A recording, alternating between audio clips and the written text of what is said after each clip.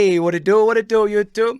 It's your boy Q, and we are less than a week away from ALGS Split 2, and we get the chance to sit down with another player heading into the split, this time out of the EMEA region. We're lucky to sit down with a legend like this, a player that seems to get left off of a lot of lists when it comes to top IGLs in the game. He was actually moving to a different region to give himself an opportunity before Dark Zero made it look cool. One of the OGs of the scene, really, when you sit down and think about it. And somebody who you'll see in, honestly, probably one of my favorite clips when it comes to esports. Let's fucking go, baby! Let's go, Let's fucking go, baby! Yeah! Yeah! Yeah! Wait, the crowd is yelling. Is that because we yelled? Are you listening to us? Yeah! Let's fucking go! I was actually there in the crowd at Raleigh with the call and response with the crowd. Absolutely phenomenal. Captain and IGL of the Pioneers, of course. Gnasky, how you doing today, friend? And for anybody sitting down who doesn't know about you, tell us a little bit about yourself.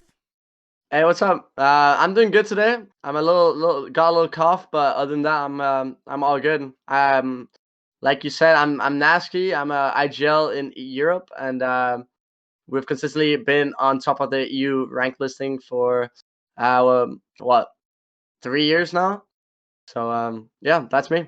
Been rocking and rolling. Now you talked about you've been around the scene for a hot minute here. Essentially, kind of from day one. We're talking back to the ESB inaugural tournament, the EA Apex preseason invitational. Looking back to 2019, did you imagine the competitive scene growing to what it is now? And I guess also coupled with that, I know you really take pride in being one of the more passionate players in the scene. Do you feel like that passion's always been there with the Apex, or is it kind of grown as that Apex scene has grown with you? Well, I actually imagine the competitive scene would have been a little larger by now. Partially a little bit maybe by EA, maybe a little bit by the players.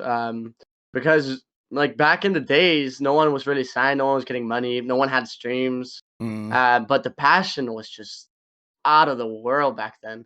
I remember when I dropped out of school for 7 months straight, I played 12 hours every single day, EU and NA scrims, and I would VOD review. So my schedule was wake up at 5 p.m. and sleep at 6 a.m. I did that every day for 7 months straight. And I would still be doing it now if I could, but there's no passion for it. We barely have EU scrims, we barely have NA scrims, and definitely don't have any intercontinental scrims, unfortunately. So yeah, passion is a little low right now. It's definitely better in EU than it is in NA in terms of scrim signups. Gotcha. But I wish it was a little better. So, I mean, as far as, I guess, looking back then to the more passion-filled days, I know before London, I got the chance to talk with PvP, and he was telling me about you flying stateside for, qualifiers with him. And, that must have, been obviously rather early in your playing days, I would imagine.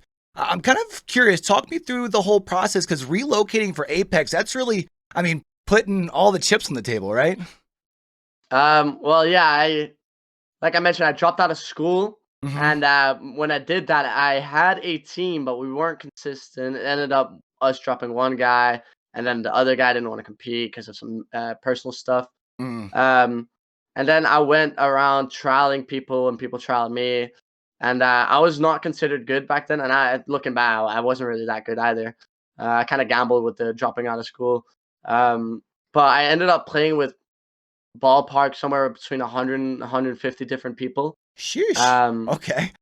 Yeah, and then I found that my team in 2019 December with Otter and Baker. It all ended in a shit show, pardon the language. No, honestly, you're fine over here. Trust me. Okay. And leading up to the first online tournament ever in ALGS, it was starting in January. I didn't have a squad. It was the original. I think it was Austin qualifier, Austin, Texas LAN or something like that. I got you. Okay. Houston or something like that. And I didn't have a squad. PvP third just quit. Oh no. Okay. And we had played a little bit ranked together, and I'm sure PvP didn't consider me that good.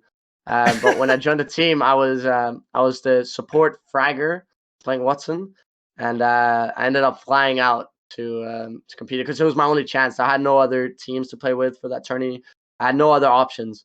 Our team was really, really bad, but we were committed. Not so much me and PvP's third, and we kind of meme about that. But yeah, I flew out. We qualified. We did okay. And it was definitely an easy region back then, like way easier than Europe was. Okay. So yeah, we qualified with relative ease. And yeah, that was sick. That was my second international experience in terms of Apex. So yeah, no, that was pretty cool. Now, obviously, being around the scene as long as you have, naturally there have been, a couple of different rosters. You mentioned like 150 different players you were playing with at different times, obviously early on. You've seen quite a bit of success, and for some people, Raleigh might have been like the introduction of Gnaske, but obviously, we were just talking about it wasn't your first, time around the block, right? You've got a history of turning up. I mean, ALGS, EMEA 2021, top 5, 12th at the split 2 that year as well. Obviously, improving to 5th at Raleigh. But there's been a constant by your side, at least recently when we talk about the roster, and that's Serdell. And I was kind of curious if you can kind of tell me a little bit of, I'm sure that at this point, having that consistent duo being able to lean on, not just in game, but also out of game, because you talked about, having that little lack of passion. It has to really help having someone who's like that friend outside of the game, right? Yeah. So tell me a little bit about like, I mean, is that something where it's just at this point, I mean, is it just gaming for you guys? Or, I mean, how's that kind of developed over the years, I guess? Well, me and Dell have been playing together. I originally started off playing with Max Strafe. It was like right after that tournament with PvP, like January, something like that, like end of January. I teamed up with him, and then we had to find a third. We played with Silta, and we won at Silta. Silta lost internet one time for scrim, so he couldn't show up. And then Vic, please, Dell's previous teammate, suggested, and who I played with in Poland, he suggested that we give Dell a try. And then ever since that, we've played with Dell somewhere around 3 years and a month or something together now. Yeah, I was gonna say it was dating back quite a bit. I was noticing. Yeah, well, he always shows up in tournaments. He never has bad days. He's a phenomenal player. In outside of the scene, we are obviously friends, but we don't go personal and stuff like that. It's mostly business, but we're still friends. We're definitely kind friends. of almost helps keep that work life like separation almost, I'm sure, then I guess. For sure. So while we're also still kind of talking about KCP here real quick, I kind of want to talk and look back to like last split. Now, naturally, after a performance like y'all had in Raleigh and then getting picked up, by the Pioneers, eyes were on y'all heading into the split quite a bit, right? I'm sure some might even say the target was a little bit on your back, and obviously had some challenges. You're kind of, everyone kind of knows, what Max is going through obviously in Ukraine and the challenges that brings, even having to, sometimes work in the, compete outside of the hospital, kind of like we've seen the videos of, right? But y'all still pulled together week after week. And even, so y'all had the solid performances, able to secure that spot up in London. I'm kind of curious as far as with that extra stress that's on top, what's that like with everything else? Because you guys you're on that cusp, right? Finishing 5th at Raleigh, and now you've got like all the extra stressors. What is it? How do you find that way to kind of come down and keep that passion together? I guess is the real question. Keep the eyes locked on the prize, I guess. When there's extra pressure on us, we definitely feel it. At least me personally. Keeping the passion together is simple enough. But historically, we've always performed when we have been underdogs, and that dates all the way back. When we were underdogs, we went back to back in Europe. When we were underdogs in Raleigh, we were 5th place. Right. Every single time we've been underdogs, we've been performing, and every single time there's been pressure on our back, we have not. Dating back to when me and Dell joined Yuki and Cooler, we played absolutely horrible for a while. And then as soon as we started being like underdogs again, we started performing, got in 2nd place in Europe, stuff like that.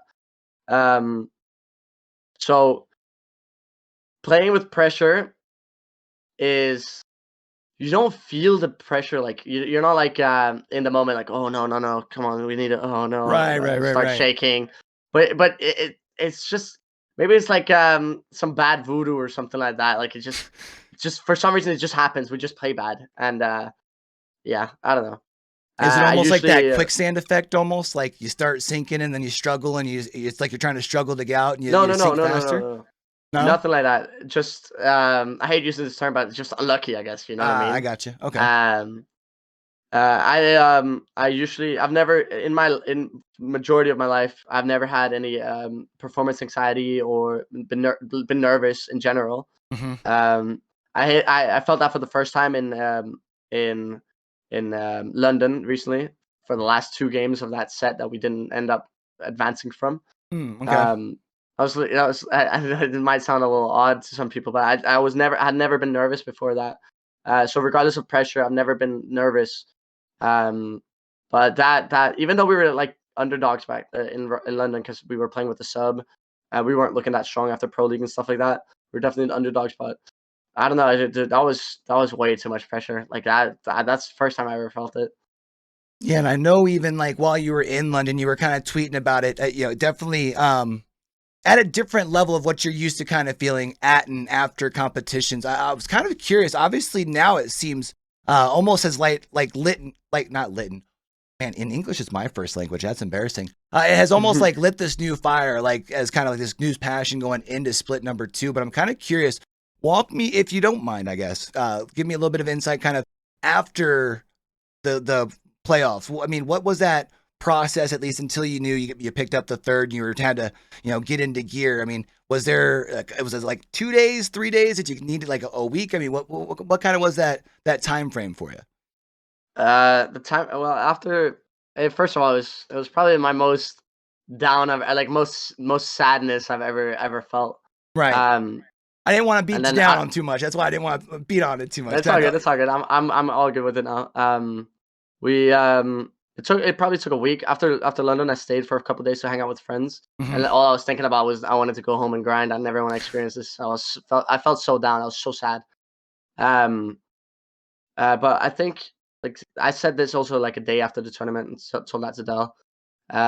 This might be healthy for us in the long run Mm-hmm. because now we know what it feels, right? Right. And True. for me personally, I've been on absolute grind time as of late. I got a very healthy routine now, putting in the hours, putting in the dedication, balancing like work and social life. Everything is like I'm at my most healthy mental I've ever been in my life. Um, that is partially to blame because of partially to blame on the loss. So it sucked, but I'm gonna use it for something positive for sure. That's what you love to hear. Now, because I mean, obviously, with having those struggles at LANdon, understandably so, you mentioned you were playing with a you sub.